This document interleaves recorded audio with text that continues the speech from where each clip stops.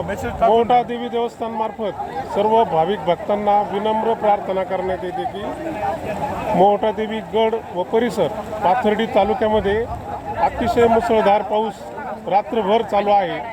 त्यामुळे सर्व तलाव धरणं ओव्हरफ्लो झालेले आहेत। पाण्याची पातळी अतिशय मोठ्या प्रमाणात वाढलेली आहे।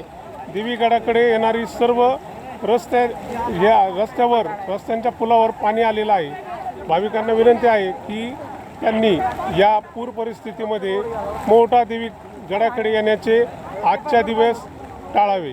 भाविकांनी सुरक्षित राहावे, घरीच थांबावे। कोणीही पाण्यामध्ये वाहने घालू नये, आपल्या जीविताचं रक्षण करावं। धन्यवाद।